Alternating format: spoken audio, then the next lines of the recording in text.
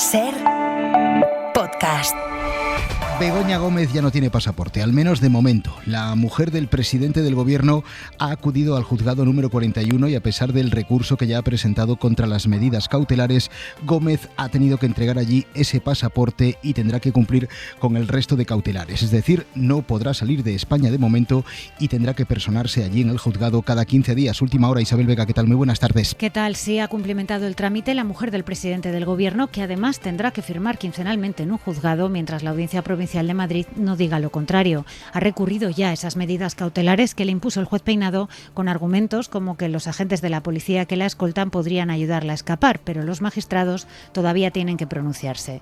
Begoña Gómez ha llegado en coche poco antes de las 6 de la tarde y ha accedido por el garaje con permiso del decanato de los juzgados. Ante el riesgo cierto para su integridad física se accede caminando. En el juzgado de Peinado le estaba esperando ya su letrado y juntos han consignado en secretaría el pasaporte y han esperado a que el funcionario levantase acta de la entrega. Poco después de las 6:15 se marchaba de allí la mujer del presidente del gobierno, que ha recorrido hoy el mismo periplo que ayer tuvo que atravesar su asesora, Cristina Álvarez, también para entregar su pasaporte. Peinado, que recordemos, tiene pendiente también una posible sanción por la que montó el sábado al poner negro sobre blanco que Gómez se podía fugar de España con ayuda de sus escoltas. Peinado, que hizo coincidir esta cita de esta tarde precisamente con la comparecencia de Pedro Sánchez esta mañana en el Congreso para hablar de los casos de corrupción. En ese pleno, Sánchez se ha desvinculado de la condena a Ábalos y de la corrupción que salpica judicialmente a su partido. Sánchez no ha hecho autocrítica por situar a los Ábalos, Cerdán y compañía al frente del PSOE, tampoco ha presentado ninguna medida de lucha contra este tipo de tramas, un pleno en el que Feijóo y Sánchez han vuelto a jugar al "y tú más". Ahora lo escuchamos, ahora resumimos todo. Antes, el tiempo, ola de calor imposible en buena parte de Europa y temperaturas que aquí en España auguran otra noche complicadita, ¿no? Jordi Carbó, ¿qué tal? Muy buenas tardes. Buenas tardes, pues sí, la noche será cálida, pero la buena noticia es que mañana se acaba hoy la ola de calor en la mayor parte del país, con algunas excepciones. Cuidado en el Valle del Ebro y en el Mediterráneo, donde las temperaturas apenas van a bajar, pero en el resto del país un descenso de 5 a 10 grados, de manera que pasaremos de un calor sofocante al calor propio para estas fechas. Mucho sol mañana, pero cuidado las próximas horas con las tormentas en el norte de la península, locales pero intensas, sobre todo en Galicia. También mañana durante la tarde en el centro y norte de la península tendremos nuevas tormentas. Pues esperando ese deseado alivio en los termómetros, nos vamos ya al Mundial. Horarios unificados de los partidos desde hoy, cierre de fase en 3 grupos. A las 9 arrancan las siguientes citas que contaremos aquí a partir de las 8:30 en Carrusel y, por supuesto, pendientes de los preparativos de la selección. Garrido, cuéntanos, ¿qué tal? Muy buenas tardes. ¿Qué tal, Javi? Lo tienes memorizado, el Mundial metió otra marcha, 4 días explosivos por delante, cada día se cierran 3 grupos en 3 turnos horarios. Hoy a las 9, Suiza, Canadá, Bosnia, Qatar. Si los primeros se empatan, fetén para ambos, primero y segundo, y sin cruces duros. Imagina lo que puede pasar. A las 12 de la noche, Escocia, Brasil, Marruecos, Haití. Aquí la clave es que los de Ancelotti y los africanos se jugarán la primera plaza a base de las goleadas que puedan meter, con +2 de ventaja para la canariña.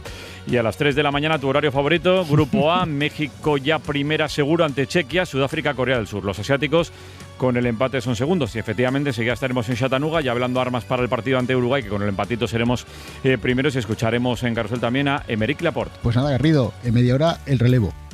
Ahí estamos. Cuídate. Un abrazo. Venga, chao.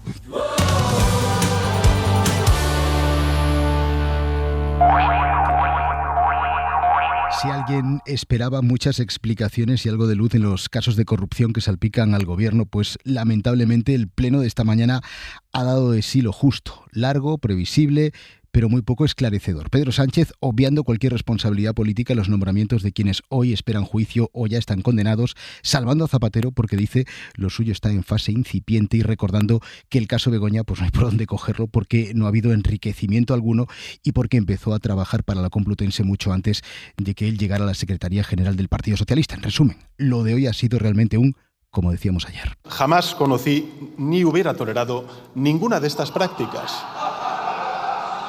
Es verdad. Señor Sánchez, usted es el nexo político corruptor. Se lo reitero, usted es el nexo político corruptor.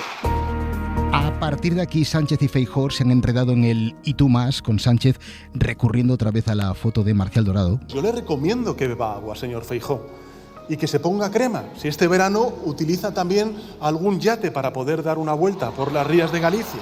Ha vuelto a hablar de una foto después de 35 años. Y yo tengo que reconocer que tengo más fotos. Fíjese, la última foto que tengo con alguien acusado de contrabando.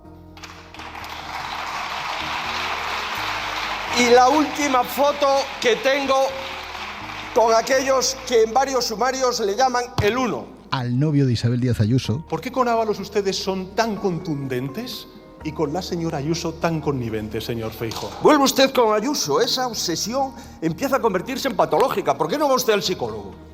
Oiga, se lo digo en serio, si es que fue ella la que denunció el contrato de Ábalos y ahora está en la cárcel. En materia de corrupción lo que le molesta es que ella destapara la suya. Y un cara a cara en el que Feijóo ha vuelto, y ya hemos perdido la cuenta, ha vuelto a pedir elecciones. Sánchez insiste en agotar la legislatura y los dos se han montado este juego dialéctico a partir de esta declaración de Sánchez que se preguntaba en voz alta: ¿cómo no vamos a continuar adelante? Para mí la pregunta no es si debemos continuar.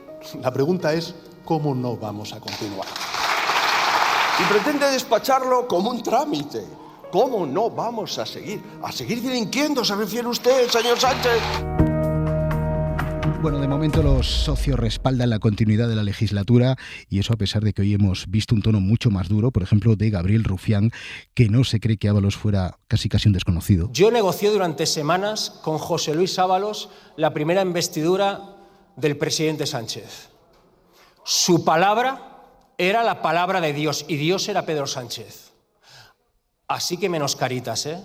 Y no me cuenten milongas. Sánchez ha sacado el colmillo con Rufián, pero sobre todo con Junts, y ojo con Podemos, con Yone Belarra, que ha dado el tiempo de Sánchez ya por finiquitado. Josué Coello, pose o no, pero está claro que el bloque de socios ha elevado ese tono un poquito más de lo habitual, ¿no? ¿Qué tal, Casal? Buenas tardes. Sí, y eso pone de manifiesto que tanto el gobierno como los socios empiezan a asumir que la relación entre ambas partes se agota, porque si Rufián, como escuchábamos, ha endurecido su tono, no menos contundente ha sido la respuesta de Sánchez. Usted ha dicho textualmente que así no merece la pena seguir. Y yo quiero preguntarle algo, señor Rufián. Cuando afirma esto, ¿en nombre de quién habla? ¿En nombre de quién habla? ¿De usted o de sus votantes? Y si Junts plantea que Sánchez dimita, pero continuar esta legislatura con otro perfil, el presidente les ha indicado el camino a los de Nogueras. No se anden por vericuetos, señorías. Si ustedes quieren presentar una moción de censura con el Partido Popular y con Vox, háganlo. Pero no se busquen subterfugios de haga esto, haga lo otro, no. Presenten la moción de censura, señoría. Sorprendente también ha sido la respuesta de Sánchez a un PNV que, más allá de la corrupción, se ha preguntado por los acuerdos incumplidos. Señor Sánchez, usted finalizó su intervención diciendo que iba a seguir caminando hacia adelante, siempre hacia adelante. La cuestión es ¿hacia dónde? También es interesante escuchar a los socios socialistas vascos sobre cuál es el grado de desempeño y cumplimiento del Partido Nacionalista Vasco en el gobierno de Euskadi. Y tú lo decías, Podemos da por acabada esta legislatura, a lo que Sánchez contestaba así. Y yo creo que hoy, mejor que yo, mejor incluso que sus adversarios, sabe perfectamente que su ciclo ha terminado. Para usted la perra gorda. ¿Qué quiere que le diga? En una comparecencia de Sánchez, Casal, que ha demostrado que su relación con los socios no pasa por su mejor momento. Mientras todo esto pasaba en el Congreso, durante las 6 horas que ha durado el debate, mientras se repetían estos discursos, en los móviles de los diputados iban cayendo nuevas alertas con nuevas informaciones que incluso se han llegado a colar en algunas de las intervenciones. Sobre Zapatero, Sánchez, en el debate, ha vuelto a defender a ultranza al expresidente del gobierno. Primero, en su gobierno no hubo un solo escándalo. Segundo, hace 15 años que no ostenta un cargo público. Tercero, le avala como pocos, por tanto, la presunción de inocencia. Colabora con la justicia, lo ha manifestado. Ha defendido con gran convicción la legalidad de su actividad privada, como la de tantos expresidentes de gobierno, y esa convicción y su trayectoria política explica la confianza que nos merece, que me merece a mí personalmente. Tampoco parece muy casual el día en el que hemos conocido todas estas novedades que vamos a contar sobre Zapatero, que, insisto, hemos ido conociendo casi en paralelo, a la par, a la celebración de ese pleno. La primera, el juez Calama cita para el próximo 21 de julio al amigo de Zapatero, al dueño de Análisis Relevante, es decir, a Julio Martínez. Es una invitación a que se haga un aldama como sugiere el Partido Popular. Bueno, veremos. Segundo titular, el tema de Perú, que ya salió en la declaración de Zapatero en la audiencia, y Zapatero quedó ante Calama, bastante descolocado ante la pregunta porque intuía que se venía otro problema. Hoy también hemos conocido un informe de la UDEF que implica al expresidente del gobierno en otro supuesto caso de tráfico de influencias. Isabel Vega. Sí, el juez quería detalles de un pago de 200.000 euros que recibió de la entidad peruana Focus Social Research, pero no tuvo respuesta y ahora la UDEF lo relaciona con un supuesto nuevo tráfico de influencias. ¿Qué trabajos concretos hizo usted de asesoramiento? No, está en el contrato y no voy a profundizar más. Este contrato estaba en el móvil de su secretaria, Gertrudis Alcázar, con toda una batería de comunicaciones que llevan a la UDEF a la conclusión de que en realidad los 200.000 euros no salían de Focus Social Research, sino de un grupo de empresas peruano. Habrían pagado a cambio de la influencia de Zapatero al más alto nivel para resolver un litigio millonario que tenían en Bolivia. Consta que una directiva de la empresa, que es el Grupo Gloria, participó en la negociación del contrato de consultoría y la UDEF lo relaciona con un viaje de Zapatero a Bolivia y reuniones con su presidente y sus ministros de Economía y Justicia, pero también con un seguimiento posterior. El móvil revela contactos con las mismas autoridades después de que un tribunal diese un revés a la empresa del Grupo Gloria. El informe añade que finalmente, en mayo de 2025, el Constitucional boliviano amparó la mercantil del Grupo Gloria y 15 días después, la secretaria de Zapatero reclamó a la ejecutiva de la empresa el pago de las facturas pendientes. Dicen en todo caso en el entorno del expresidente que él prestó una actividad de consultoría que es legal por completo. Quizá lo más viral, 3, los detalles de la agenda de la secretaria de Zapatero y el móvil, el contenido de los mensajes del móvil de Gertrudis Alcázar, que recoge conversaciones de las que se deduce que tras la detención de Julio Martínez fue, digamos, la previa, ¿no?, que sirvió a Zapatero para ir preparando el terreno para lo que él mismo en uno de esos mensajes llega a denominar una temporada ácida. Javier Bañuelos. Sí, son los mensajes que Zapatero se cruzó con su secretaria en diciembre del año pasado, justo el mismo día que se publicó su foto en El Pardo con su amigo Julio Martínez, foto hecha horas antes de su detención. Aún no me lo creo, es como un infarto, no avisa y zaca, escribió Zapatero a su secretaria al conocer la detención de su amigo Julio Martínez. Zapatero auguraba una temporada ácida, inevitable, por eso consciente de lo que estaba por venir. Esos mismos días, el expresidente comenzó a armar su estrategia. Le pidió a su secretaria Gertrudis que le recopilase información, entre ella la fecha de la primera factura de la consultora de su amigo, análisis relevante, también cuántos viajes hizo a Venezuela entre 2020 y 2025. Fueron 8 según contestó Gertrudis en uno de los cientos de mensajes de WhatsApp entre 2025 y 2026 recopilados por la UDEF, en los que no figura ninguna mención directa a su mediación en el rescate de Plus Ultra. De hecho, aquellos días varios periodistas intentaron recabar la versión del expresidente. Zapatero le pidió a su secretaria que trasladase que no había hecho absolutamente ninguna gestión ante nadie y que tenía una larga amistad con Julio Martínez. Precisamente hoy hemos conocido que el supuesto testaferro de Zapatero, según la UDEF, al que encontraron en su casa 290.000 euros en efectivo, tendrá que declarar en la Audiencia Nacional el próximo 21 de julio. Hasta ahora siempre ha guardado silencio. Fernando Garea, ¿cómo estás? Buenas tardes. ¿Qué tal, Javier? Muy bien, ¿y tú? Bien, Fernando. Oye, ¿qué le ha faltado y qué le ha sobrado a la comparecencia de esta mañana? Pues yo creo que en la parte de Sánchez, yo creo que le ha faltado explicaciones y le ha sobrado referencias a la corrupción del PP, que existe, pero creo que, como le ha dicho Rufián, el problema del gobierno no es el PP, sino son los ciudadanos. Lo que no parece demasiado casual, ¿no?, es lo que se va conociendo sobre la investigación del caso Plus Ultra y sus derivadas, ¿no? Incluidos esos mensajes de la agenda del propio teléfono móvil de Gertrudis Alcázar, de la secretaria de Zapatero, que se han ido conociendo a lo largo de la tarde y que como poco son muy impactantes, muy virales. Luego otra cosa ya es el contenido que tienen, ¿no? Bueno, yo ahí lo que pasa es que soy muy precavido y tengo dudas de si el juzgado o el propio juez han hecho bien al no expurgar esos mensajes antes de darlos a conocer, esa agenda.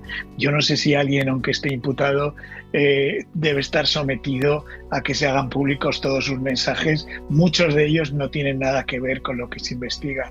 Por tanto, yo, siendo muy crítico con muchas de las cosas que ha hecho Zapatero y los indicios que hay en el sumario, me parece que en eso hay que ser mucho más precavido de lo que aparentemente se ha sido. Una más, Fernando, te pregunto por los socios. Es evidente que no van a romper, no van a quejarse, van a provocar, pero incluso hoy, a pesar del tono, aquí no se ve una ruptura a la vista.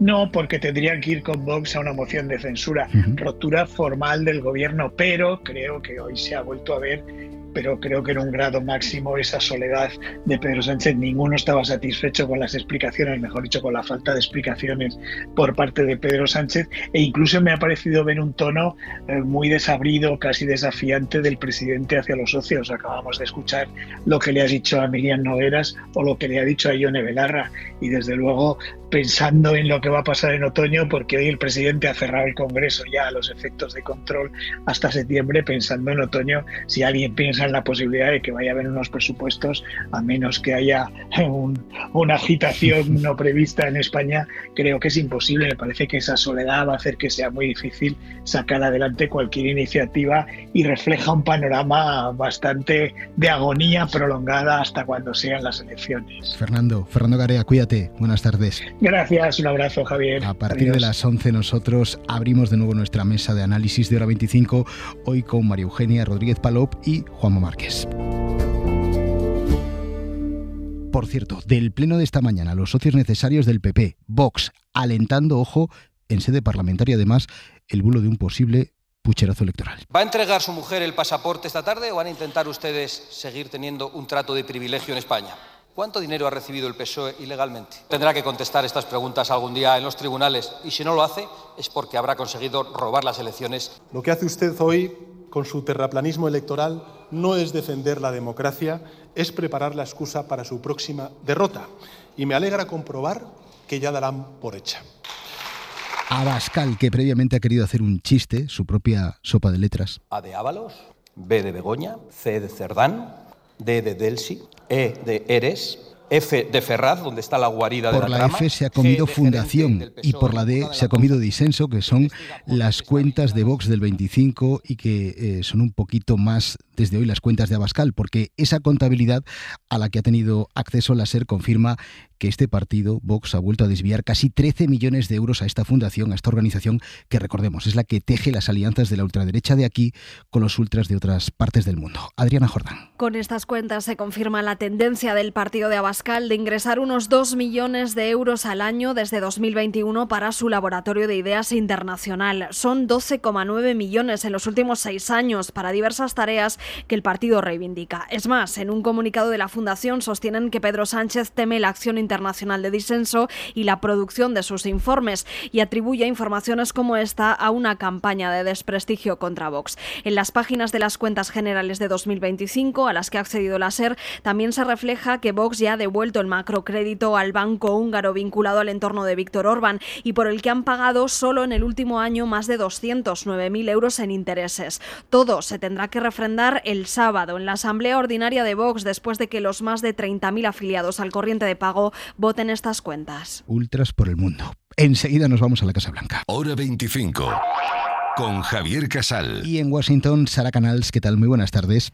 Hola, buenas tardes. Rutte llegará a la Casa Blanca en cuestión de minutos para verse con Trump, con la guerra de Irán sin resolver y con una crisis diplomática entre Trump y Meloni, a la que hoy, por cierto, ha puesto la guinda el propio Rutte en una entrevista en Fox. Ha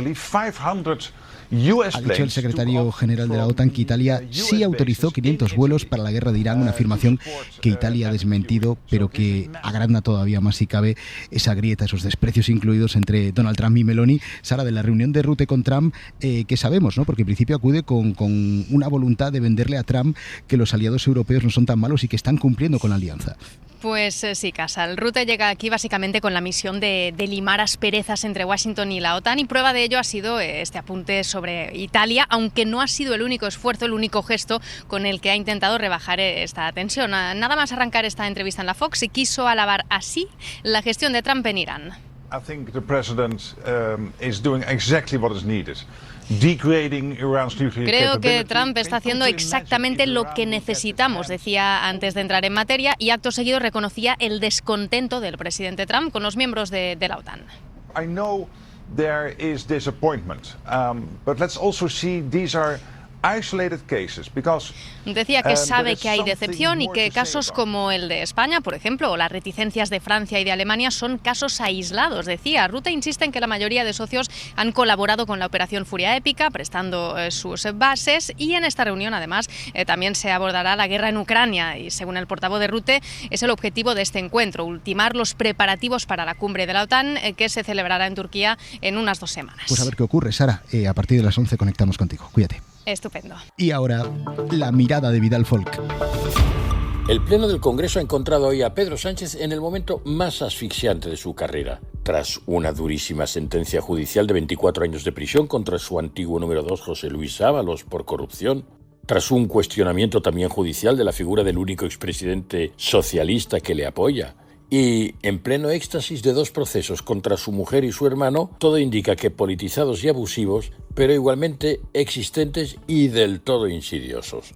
Así se presentaba hoy el líder socialista, mientras a su oponente, el popular Núñez Feijóo, le bastaba repetir, al menos por 7ª vez en un plenario, quizá el doble o el triple, la ingeniosa frase de Aznar: váyase. Pero claro, de tanto ir el cántaro a la fuente, al final se rompe o se demuestra su inutilidad. Y eso que Feijóo ha adornado su leva con tanta cortesía como la de que es capaz, que si Sánchez no tiene dignidad, que si le ha financiado algún magnate de la prostitución, que si es el nexo político corruptor. Ante este asedio, lo extraordinario es que el presidente haya salido sin mayor daño. No diremos si venció o empató o mordió la lona, que todo eso es siempre opinable. Lo indiscutible es que sigue vivo al mando de la nave. Quizá esta constatación, a casi 3 años de empezada la legislatura, debería replantear la estrategia de la oposición. Pero no es el caso. Hoy Sánchez mostró brío al ataque y al contraataque y fue algo más exigente con los socios, a los que normalmente no critica. Especialmente a Junts, que le reclamaba apartarse, como el británico Keir Starmer. Le dijo a su eternamente irritada portavoz que se deje de peticiones en forma de subterfugios y que si tan harta está de amnistías y otras cortesías, que vote con Vox y el PP una moción de censura. Pero claro, en Cataluña le propinarían somantas y a ella eso no le apetece. ¿Novedad en la lucha contra la corrupción? Pocas, prácticamente solo una: que la Ley de Integridad Pública, la principal medida del paquete por la honestidad prometido hace un año, llegará pronto al Congreso. Los hay más rápidos, pero no los busquen en España.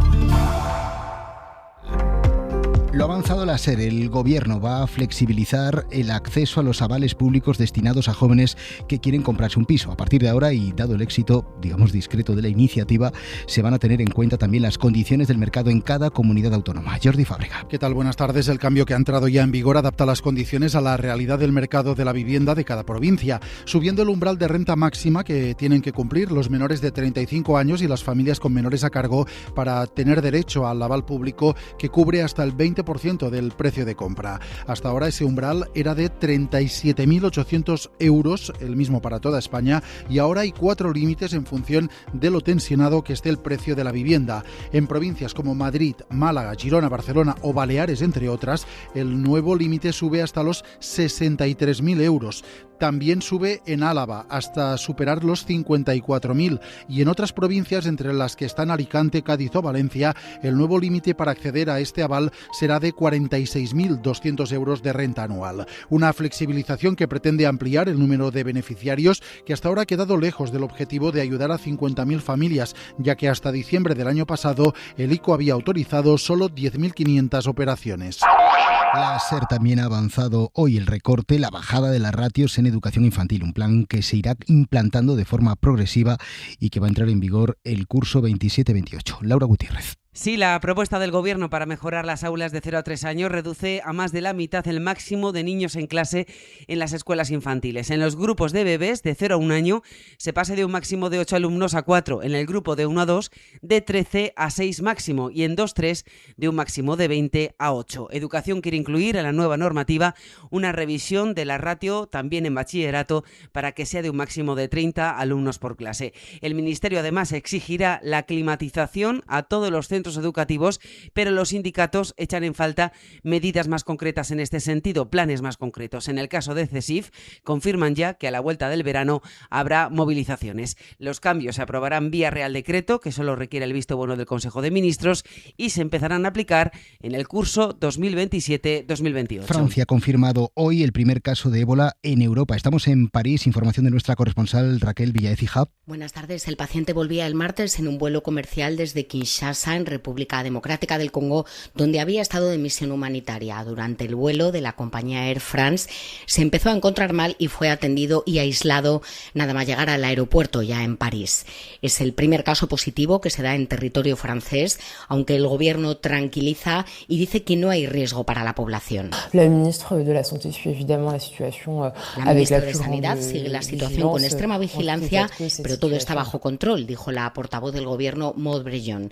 También el director general de la OMS envió un mensaje tranquilizador. The risk is low, whether it's France or other countries in Europe. El riesgo es bajo, ya sea en Francia o en otros países de Europa, que no deberían reaccionar de manera exagerada, dijo. El paciente se encuentra en un centro especializado y está estable. Las autoridades están rastreando los posibles casos de contacto, que tendrán que pasar una cuarentena de 21 días, y también se está localizando a los pasajeros del avión. Y para acabar os traemos la historia de uno de nuestros escritores más desconocidos por culpa del exilio y la dictadura. Se trata del almeriense Agustín Gómez Arcos, cuyo legado acaba de ser depositado en el Instituto Cervantes. Nos lo va a contar Pepa Blanes. La caja 1390 del Cervantes recoge un legado inusual, el de un escritor español que escribió casi toda su obra en francés. Yo creo que España es otra cosa. España soy yo. Agustín Gómez Arcos fue un hombre libre y para serlo tuvo que exiliarse a Francia y escribió novelas como María República o El Cordero Carnívoro. Como decía Alberto Conejero, dramaturgo y gran lector de su obra, se fue demasiado pronto.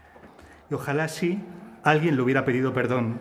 Me consuela saber que, como todos los verdaderos poetas, Agustín escribió no solo para su presente, sino para un tiempo que todavía no existía. Sus sobrinos han depositado un libro de poemas, un manuscrito inédito que pronto verá la luz con la editorial Cabaret Voltaire.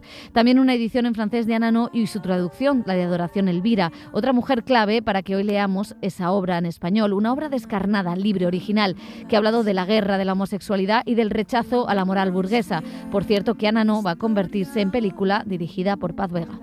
Pues ya está listo Garrido, arranca el carrusel mundial aquí en la SER y nosotros regresamos ahora 25 con nuestra mesa de análisis a partir de las 11, las 10 en Canarias. Para no perderte ningún episodio, síguenos en la aplicación o la web de la SER, Podium Podcast o tu plataforma de audio favorita.